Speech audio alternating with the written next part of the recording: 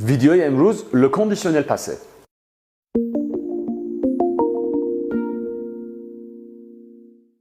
خب ویدیوی امروز ما راجبه le conditionnel passé یا وجه شرطی به گذشته هستش.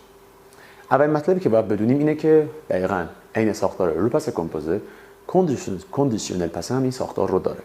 یعنی چی؟ یعنی شما در واقع فعل کمکی être یا avoir رو دارید پلوس پارتیسیپاسه به همراه بخش گذشته فعل.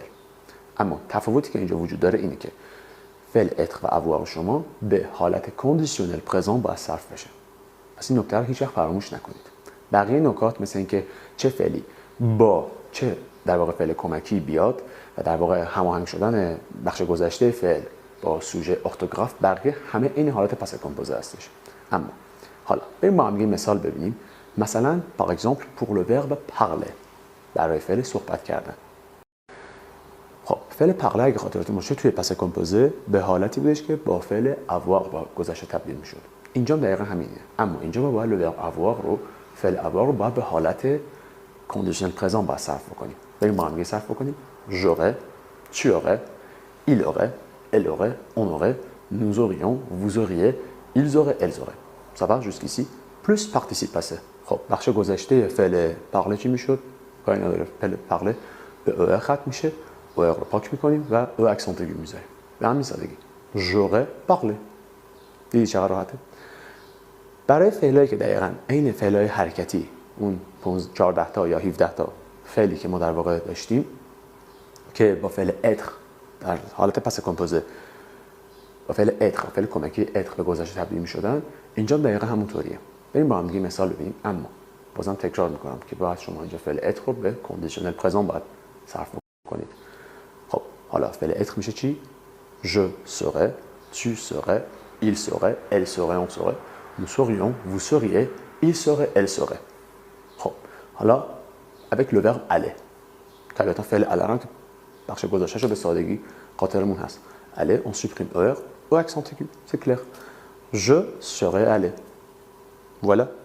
و همینطور خاطرتون باشه امیدوارم یادتون مونده باشه که برای فعل‌های پرونومینا هم ما باید همین کار رو انجام بدیم که از فعل être ما باید استفاده بکنیم که بخوایم در واقع از فعل کمکی être باید استفاده کنیم که بخوایم فعلمون رو به حالت گذشته تبدیل کنیم. مثلا میگیم je me serais lavé. و اگه حالا این je اینجا یک قانون باشه طبیعتاً علفاً باید بهش اضافه بشه. خب میرسیم به مهمترین بخش این قسمت. utilisation و کاربردش. چون ساختارش که این پس کمپوزه بود و کاری به اون صورتی نداره. خب numéro 1 demande très poliment. شما یک درخواست رو دیگه به صورت خیلی مؤدبانه میخواید ارائه بدید. مثلا vous n'auriez pas vu un portefeuille ici par hasard احیانا یک کیف پولی این دور اطراف ندیدید که افتاده باشه. شما خیلی با حالت مؤدبانه درخواست رو دارید ارائه میدید. مورد 2 blâme reproche سرزنش نکوهش. شما میخواید تقصیر گردن یکی دیگه میخواید بندازید که اینجا اکثر مواقع on utilise le verbe pouvoir et devoir ou bien par exemple faire mieux که اینجا اکثر مواقع ما فعلای توانستن و فعل بایستن و مثلا faire mieux استفاده ما میکنیم. این مثال با هم دیگه بریم ببینیم. مثلا میگه که tu aurais pu me téléphoner. تو میتونستی به من تلفن بزنی. حالا فعلا این کار که نکردی. d'accord? ou bien elle aurait dû les inviter. باید اونها رو دعوت میکرد. mais alors اینا رو که دعوت نکرده. مورد 3 که خیلی مورد مهمی هم هست regret حسرت اندوه پشیمانی که اینجا معمولا ما بین مورد قبلی از فعل devoir و فعل pouvoir استفاده میکنیم. بریم یه مثال با هم دیگه ببینیم. j'aurais dû aller plus tôt. j'aurais dû aller plus tôt. ولی من که زودتر نرفتم و طبیعتاً هم دیر رسیدم. خب کاش که زودتر مثلا میرفتم. خب مورد 4 l'information non confirmée یک اطلاعاتی که هنوز به تایید نهایی نرسیده.